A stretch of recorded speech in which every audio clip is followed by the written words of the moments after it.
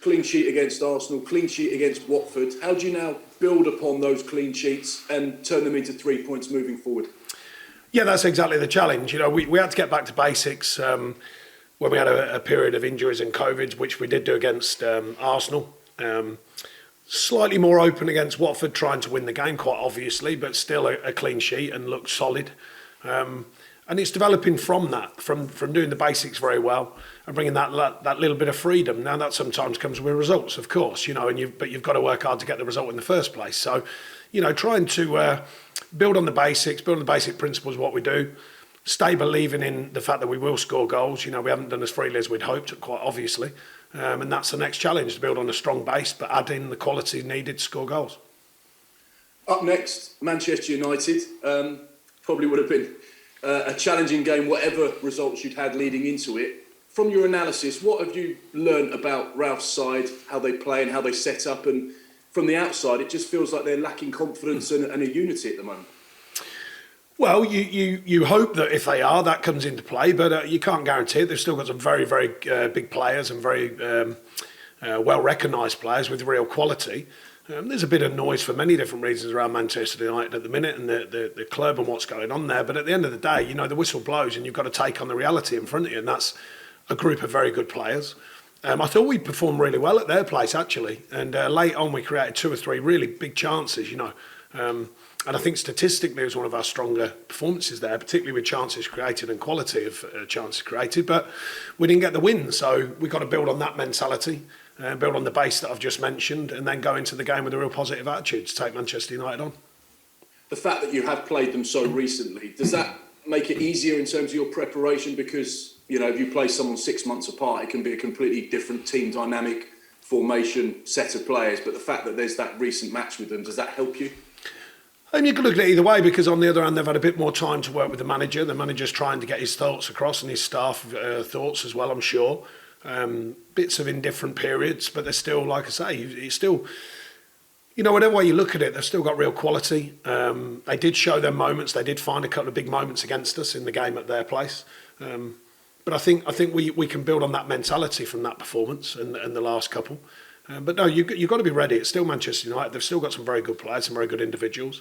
I know they've got a couple missing because of COVID coming back from the Nations Cup. But, they've still got good players. So it's one of them that I don't think you can overthink the challenge around them at the minute, because you've still got to be aware that they've still got some very good players.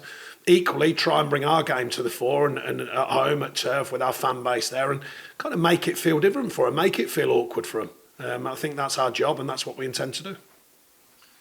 What's the team news in terms of the Burnley side of things? How are you looking with regards to players and COVID? Yeah, we're okay with that at the moment. We're still waiting. Johan Gudmundsson's making a good recovery from appendicitis, but he's still going to be, obviously, probably a few weeks.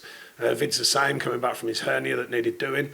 Barnes is coming back. He might get around the group. Still needs more game time, but he's been training with us for 3 or 4 weeks now, so he's up to kind of general speed. Maxwell will get fitter and sharper. Val will get more used to what we do. So there's some strong side. Charlie Taylor's probably still going to miss this one. He's getting closer, but I think he'll miss this one. There's some coming back, some frustrating, obviously, that we can't quite get them back at this moment. But we've just got to keep working. And finally, from me, Sean, you've been in football for a long time. You've faced many challenges. This current challenge you've got at the moment is trying to keep Burnley in the Premier League. The window's now closed. That can't affect anything. What can you do personally? What experiences can you draw on from your own footballing career, both as a manager and a player, to try and pull the club away from where they are at the moment in the league? Well, we often remind the players of the good values they've got, the ability they've got, the way that we work. We also remind them of the experiences we've had. It doesn't guarantee the future, but we have been down this road before. We're actually 1 point better off at this stage than we were a couple of seasons ago. So, it's a clear sign that we can turn things around, and we have done in the past. Some of the stats and facts of the second half of our seasons, which have generally been strong, certainly physically strong. Slightly more challenging with a different game schedule, but we've done that before through the back of COVID. And the mentality, to keep working and keep sort of almost forcing ourselves to go and win games. That's what we've done in the past, and it needs all noses pointing in the right direction. I still think we are pointing in the right direction. We've got to add detail, and the players know that. So, There's a balanced view to what we're trying to achieve. They know it's a challenge. We know that. We have been down this road before, but we've got to work hard to change things around. So the basics will always be about the hard work ethic, the belief, and the desire to go and make things happen rather than wait for them to happen. Thanks, Sean. All the best. Thank you. Thanks, Mark. James Cooper. Hello. Nice to see you. Hello, James. I haven't seen you for a while, kid. How are you? All right? Yeah, good, thanks. Same old. Kind of. How big a word is belief? You've used it a couple of times when there is this kind of noise going on, and you know that people are saying that this is the time it all changes at Burnley, and you don't get out of it. Yeah, but I mean, we've had that 3 or 4 times during my time here. You know, when the same stories have been going around, and we've proved different, obviously. So, let's say there's a balance to all these situations. I think there is belief in what we do, and I think we're showing that in performances. We know the details have been. The biggest difference in this season has purely been the details. You know, getting on the right side of big moments, scoring and taking chances, conceding a couple of sloppy goals, not loads, but a couple of sloppy ones that have been, really affected the outcome of a game. So I think there is a balance to what's happened this season, but of course we've got to correct that. You know, we're the only ones, myself, the manager, the staff, and the players. We're the only ones that can correct it and change our fortunes going forwards. And how much of an advantage is it looking around that dressing room and knowing that you've got players you can count on who've done exactly what you've talked about, not only this season but seasons previous? Yeah, I mean, we don't over-egg it with them. They're aware of the situation, but we do remind them of the fact that, you know, we've come through periods when we've worked very hard, we've been calm, we've stuck to what we believe in, and delivered what we believe in. And I still think that's important, because when we do that, I still think we're certainly a side that can compete in the Premier League. So we've got to keep doing that with that mentality and add in the moments of quality, and that's what we're looking to do. You mentioned the word awkward and being more awkward at Turf Moor. Is that one of the kind of mission statements going ahead with these 19 games, these 9 home games, 9 away games, to make Turf Moor that sort of place that people don't want to come? Because you'd admit yourself you haven't got the points that you would expect to get at home yet. No, I don't think it's that. I don't think there's any kind of mission statement. I think it's just, the facts are that particularly when we play the bigger teams, if you like, the more, the sort of superpower clubs, is when we make the game feel different, when we make it awkward for them, and by playing our own way and mixing the play and asking different kinds of questions, then we've found that we can win these games and we can find results. And I think that's an important factor. But still kind of that allowance of that trust, if you like, to go and play. Framework and freedom, as I call it. You need a framework to work from. We have one. We believe in it. But then you've got to have that freedom to go and play. And I think we've got to find that balance. Is it also about finding the spirit of playing at Old Trafford rather than Turf Moor? Because some of your Old Trafford performances against Manchester United have been far better than they have on home ground, haven't they? I mean, you've been brilliant at Old Trafford. Yeah, but we've got to. I think there's a balance to all these situations. We didn't go there specifically to play only well at Old Trafford compared to home, obviously. We want to reinforce the mentality at home. We want our supporters to play their part in it, which they invariably do, and continue to make Turf Moor feel awkward in itself. And I think these are all the challenges of what we're looking to do. But it starts with, it continues the hard work. It always, hard work's a massive thing for us. We have to commit to that work, but equally find the quality as well. It's not just, you can work smart, not just hard. And I think we're trying to find that balance. Just a final point from me. I mean, other people might panic in your situation, and other teams will panic in your situation. But I've never thought that's something that you do as a group or as a manager. Well, I've just never thought it was that helpful. I believe in process, I believe in organisation, I believe in habits, I believe in what we do, I believe in the automaticity of what we do. There's many good things that we're still doing, they haven't gone away. So panic's just not a word that I think is helpful, that's all. I think planning, I think process, I think, reminding, I think analysis, they're the things that are helpful. So that's what I focus on, and that's what I want my staff and my players to focus on. Brilliant, good luck. Thanks Thank you very much. See you later. Cheers. Thanks, James. Dan Jewell. Afternoon. Beardy, what's happening? Not so bad, thank you. It's a good forehead that today, kid. It's the same forehead as it's always been, but thank you. It just looks extra large today. Do you remember the Tefal adverts? Yes. Yeah, it looks a bit Tefal-like. I think we've had this conversation before, strangely enough. Deja vu? Who said that again? All over again. Exactly. You talk about making it awkward at Turf Moor and giving these superpower teams a difficult time when they come to town. What's the atmosphere feel like at the moment in home games? Is it discernibly different? Is it understandable perhaps that fans might feel differently? No, I think there's a little bit of edgy nervousness, and the fans are believing, they're standing by the players, but let's face it, we're not stupid. They want goals, they want wins, they want to continue the strong record we had down the years at Turf Moor and help bring that back. And I think the fans have been terrific. We can't rely on the fans every week. We've got to deliver a performance that can give them that feeling, that good feeling. I think we're trying to. Don't get me wrong. And then the biggest thing of all, let's face it, you win games. You win games, and fans feel great, and they support what you're doing, and they support it even more than they normally would do. But I'm certainly not going to question our fans in any way, shape or form. They've been terrific for a long, long time here, and they continue to be. It's one of those perennial football discussions, isn't it? Whether it's the players' jobs to energise the fans or vice versa. Do sometimes supporters just need that little moment of stimulus? It can sometimes be like a tackle or something, can't it? Yeah, I think sometimes it's a two-way thing. It usually is. There's a mutual respect between the players and the fans, which there is here. There's been a clear alignment between the players and the fans here for a long, long time. But yes, it is that scenario. Sometimes it's the team that start the crowd off. Sometimes it's the crowd that start the team off. And it can be something as simple as you suggest. It can be a tackle, a header, a clearance, a finish, a great ball. Lots of things can just change the feel of a stadium. But usually the positivity of a performance, the energy of a performance, the will and desire has to be seen. And when fans see that, particularly our own fans, they remember that the only thing I ever promised here was sweat on the shirt. And so that was the basis we still work from. We want our fans to know we're giving everything to try and win games. We've talked a lot this season, and indeed in previous seasons, because it's always important, I think, about creativity.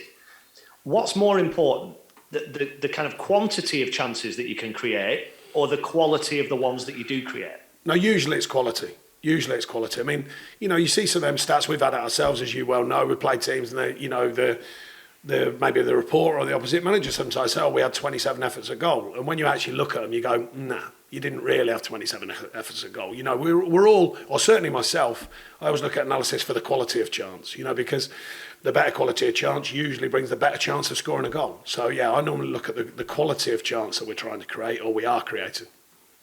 Sometimes does that feel a bit counterintuitive? Because to create a good quality of chance, work and opening, you might have to be more patient when it might feel impulsively like you need to get the ball in there quickly or you need to do something straight away. It can do, but quality of chances come in many different ways. I mean, on Saturday, I thought, considering the conditions, both teams attempting to play, and yet we played a long ball into Vout. He headed it round the corner. Maxwell runs through and nearly scores a goal. So that can be a quality chance just from a very, very simple moment of play. Sometimes it has to be more intricate, particularly if the team's camped in and you're around the opposition's box. You're finding different ways of creating chances. Sometimes it can be a set piece. Sometimes just literally putting a ball into the box that many times that it sort of creates a melee of a chance. So there's many different ways, and we want to affect games in as many ways as possible. There's not many teams, a handful, who can create chances literally in similar fashion all the time. The most obvious one being Man City. They stick with their game plan no matter what, passing through the zones, passing into the box and around the box. They still rely on crosses now and again, they still rely on set pieces, but generally they find ways of operating in the opposition's box with the true quality they've got. Most of the teams still have to find a way of scoring a goal, and they're not always pure. Sometimes they're just moments in a game when you find a real high quality chance out of almost nothing. I think you conceded fewer goals in the Premier League than anybody outside of the top 10. So defensively, you're clearly doing something right. Is that a bit of a mixed feelings thing? Does that make it all the more frustrating when you don't convert the chances that you create because you are so close to winning games 1-0? Well, we've always felt we needed a base to work from, and that being a defensive base and a solid base. Finding the balance of that opening up enough to open the opposition up, and then still staying tight enough, as you said, to have a good record, because that is important over a season, your defensive record. And that's always the conundrum. It's always the hardest thing to find. Letting go enough for the team to go and develop an attacking style that can be, chance creating and taking chances, of course, but then keeping it tight enough where you can keep that solid unit. And that's always the balance that's required. And it's a tough balance when you're us, and other teams, not just us. A lot of managers out there haven't got some of the attacking prowess of other teams in the division. So it's about how fine you can keep that balance, but how positive you can keep that balance to go and win games. And for understandable reasons, there's been lots of talk in these chats throughout the season about Cornet and now about Weghorst. How do you keep the pressure off them? How do you stop that weight of expectation becoming something that, they'll feel responsible for, if you will? Well, I would hope they don't. There's certainly no pressure from me, only to play as part of the team and to deliver as part of the team. I think any other pressures, if you like, if you want to use that word, would be from outside. But no. We've brought Wout in for the bigger picture of what he can do, not just score a goal. Can he bring others in? Can he add to the quality level of the performance? We know with Maxwell, he can work off the left. He can work in the number 10 spot and deliver. No, we want these players to come in with the freedom to go and play. They have to adhere to what the team needs as well. But as long as they do that, then they've got the freedom to go and play. And there's certainly no other thought than me than enjoying their football and playing with that freedom, or certainly trying to find that freedom. Because when you like that, usually you play your best stuff. And Manchester United's one of those, I think, Sean, where outside of your dressing room and outside of your supporters, there's no great deal of expectation that you'll get something. You've beaten teams like Man United over the years. Liverpool did it last season, of course. Those unexpected ones, those ones that are against expectation, can they prove to be a really good catalyst if you can do it and perhaps defy those expectations? They can. You have to earn the right. You've got to work very hard against, all sides in the Premier League, but you've got to work very hard against the top sides. We've got, two, if you include Tottenham as well, coming up as well, 3 in the next number of games, the top sort of end of the market. We've done what we do well against these sides, and that's what's got us them results. And we're going to have to do that again. We're going to have to defend well. We're going to have to play hard. We're going to have to work very hard. We're going to have to find the moments, and that's been tricky this season. But that's our job. That's our responsibility.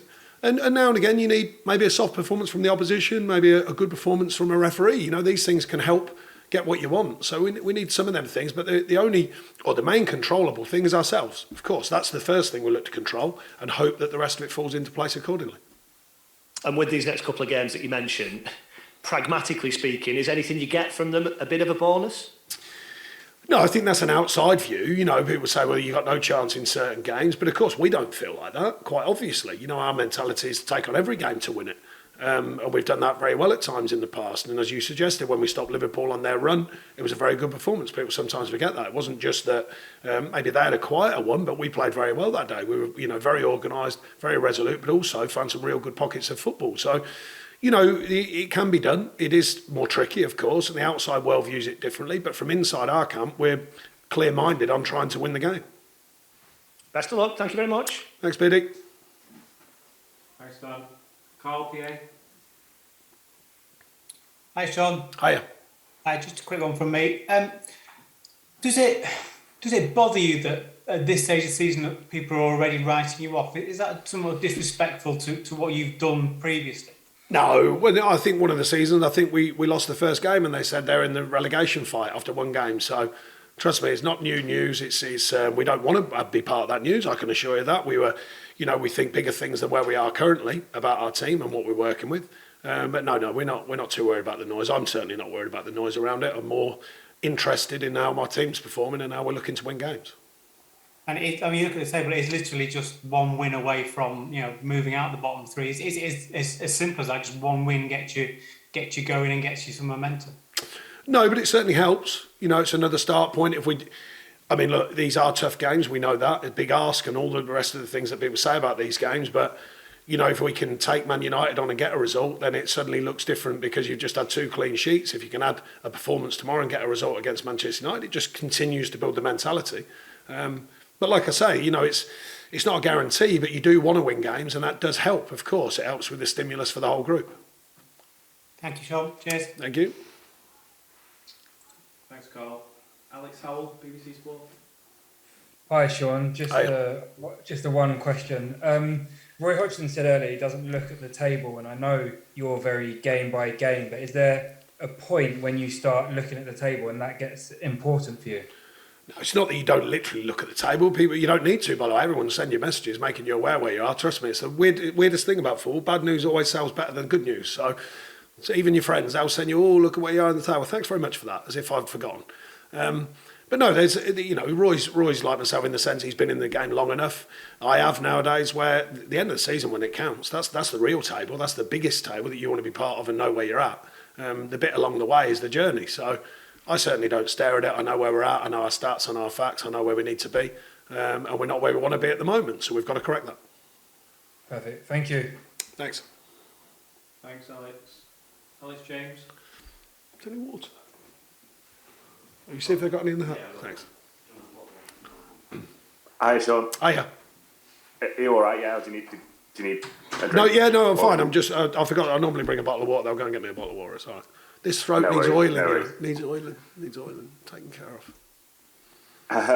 You mentioned that season 2018-19, I think it was, when you had 12 points at this point of the campaign, and I guess it's an easy comparison to draw as well. Do you sort of see enough in what you've got there in the players, and most of them were there for that season as well, that you've got that sort of drive, character, the attributes to repeat what you did that year? And I think you finished 15th in the end that season. Yeah, absolutely.